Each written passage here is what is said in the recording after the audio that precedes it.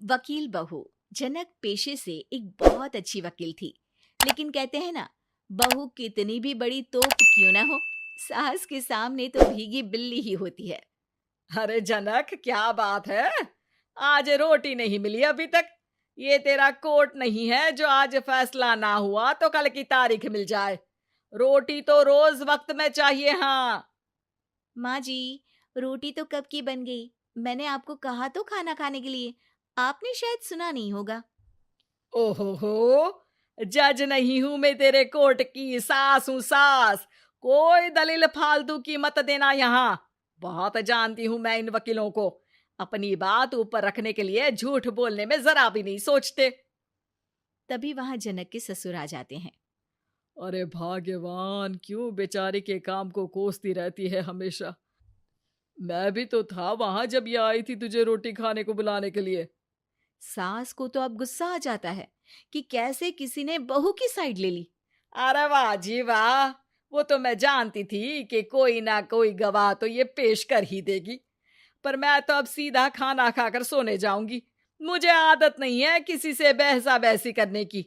पता नहीं कैसे ये वकील इतना दिमाग लगाकर खुद तो झूठ बोलते ही हैं, साथ में झूठे गवाह भी ले आते हैं। जनक को सास के ताने सुनने की अब आदत सी पड़ जाती है। एक दिन जनक वकील की ड्रेस पर काला कोट पहनकर कोर्ट के लिए निकल ही रही होती है कि अरे कहाँ चली काला कौवा बनकर? टोक दिया ना। अब कोर्ट तो वकील वाली ड्रेस पहनकर ही जाऊंगी ना। वाह भाई वाह, दामिनी तो मैंने भी देखी है। सन्नी पाजी ने ऐसा ही कोट पहना था और कहा था कि तारीख पर तारीख, तारीख पर तारीख। मतलब कि कोई बात करनी है तो बोलिए, वरना वक्त नहीं है मेरे पास खराब करने के लिए। अरे पता नहीं तुझ में क्या देखा मेरे बेटे ने, सारा दिन वकीलों वाली बहस करती है, भोली भाली सास के साथ। अच्छा सुन, जो इतनी बहस मेरे आगे करती है ना, जरा अपने बॉस से कर ले, जो 1 साल भी ना हुए तेरी शादी को और काले कपड़े पहना दिए। अंदर जा और लाल कोट पहन कर आ, पता तो चले कि नई नवेली शादी हुई है। अरे माँ जी, कोर्ट में मेरा बॉस क्या करेगा? ये तो पूरे देश की ड्रेस है वकीलों के लिए। लेकिन सास तो ठहरी सास। अच्छा, तो कोई जरूरत नहीं है 2-4 साल कोर्ट जाने की। शादी थोड़ी पुरानी हो जाए तब इजाजत दे दूंगी मैं तुझे काले कपड़े पहनने की।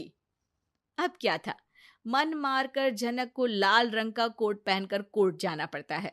उसकी जाने के बाद आहा, बढ़िया, ये पूरे देश की ड्रेस की बात करने वाली। अरे पहना दिया ना लाल कोट। अब सास आए दिन या तो जनक को उसके काम का ताना देती या फिर उसका काम छुड़वा देने की धमकी। तंग आकर एक दिन जनक पति से कहती है, मैं सोच रही हूँ कि कोर्ट जाना बंद ही कर दूं। अरे क्यों यार, इतना अच्छा करियर है, क्यों छोड़ने की सोच रही हो? अरे लाल रंग का कोट पहनकर जाना पड़ता है। हर बात पर सास ताना देती है कि वकील तेज होते हैं, सवाल जवाब करते हैं, झूठी दलीलें देते हैं। अरे तो ठीक है ना, वो जो कहती है अपनी समझ से कहती है, लेकिन तुमको तो पता है ना कि सच्चाई क्या है। जनक को पति की बात से हौसला मिलता है कि तभी घर पर कुछ लोग आ जाते हैं। अरे आइए आइए पंच साहब, कैसे आना हुआ? अरे भाई साहब, सुना है कि आपकी बहू वकील है। तभी वहां सास आ जाती है। हाँ है तो, लेकिन क्या हुआ? फिर कहीं बहस कराई क्या? अरे हम तो खुद दुखी है उसके व्यवहार से। अरे भाभी जी, आपको तो पूरा मोहल्ला जानता है कि आप कितना बोलती है। फिर हम यहाँ बहू रानी की कोई शिकायत नहीं, बल्कि अपनी परेशानी लेकर आए हैं। ससुर जी खुश हो जाते हैं। हाँ हाँ, मैं भी बहू को बुलाता हूँ। जनक वहां आती है, सबको नमस्ते करके बैठ जाती है। बहू रानी, हमारे गांव में बड़ी मुसीबत आ गई है।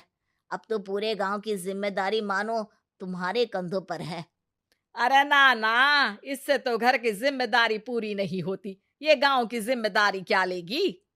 भाभी जी, आप चुप हो जाओ। यहाँ पढ़े लिखे लोगों की बात हो रही है। आप जाओ, जरा रसोई से सबके लिए चाय लेकर आओ। मैं कॉफी लूंगी। हाँ हाँ, वकील साहिबा के लिए कॉफी। सास सर पैर सब पटक कर वहां से निकल जाती है। बहू, गांव में पानी नहीं आ रहा है, पड़ोसी राज्य ने हमारा पानी रोक रखा है। इसका मामला तो बड़े कोर्ट में चलेगा पंच जी, लेकिन ऐसा क्यों? वो राज्य हम लोगों से पानी के पैसे मांग रहा है। अब आधे गांव में पानी की सप्लाई खत्म हो गई है बहुरानी। अच्छा पंच साहब, बात गांव की है तो मैं जरूर केस लड़ूंगी। यहाँ एक बार फिर सास की एंट्री हो जाती है। अरे वाह जी वाह, ये काम करवा लो आप हमारी बहू से, बहुत अच्छा करती है। मैं हूं सीधी सादी सास। इस लड़की ने कैसे लड़ लड़ कर मुझे साइड कर रखा है, ये तो अब आपको पता चल ही जाएगा। अरे भाभी जी, आपकी आवाज तो पूरे गांव को सुनाई पड़ती है जब आप बहू रानी को सुंदर वचन सुना रही होती हैं। अरे वकील बहू मिली है, फक्र करो फक्र। हाँ जी हाँ, सारी फकर तो हम लोग ही करें। खैर, अब जो केस लड़ेगी और पानी गांव में आ जाता है तो पंच साहब लिख कर देना होगा कि हैंड पाइप में सबसे पहले मेरी बाल्टी और घड़ा भरेगा। अरे फिर तो हम बहू रानी के नाम पर घर पर ही सप्लाई दे देंगे, लेकिन ये इतना आसान नहीं है। बहू, गांव के पास अभी वकील करने की भी पैसे नहीं है तो। अरे पंच साहब, ये मेरे गांव का मामला है, मैं आपसे एक भी पैसा नहीं लूंगी। सास को बहू की बात पर गुस्सा आ जाता है, लेकिन सबके जाने के बाद झनक मन लगाकर गांव की परेशानियों को दूर करने में लग जाती है। और वो दिन भी आता है कि झनक केस जीत जाती है। अरे आज तो प्लम्बर आकर घर तक पाइप लगा गया है। खुश हो जाओ, मेरे कारण तुम लोगों को घर के अंदर ही पानी मिल जाएगा।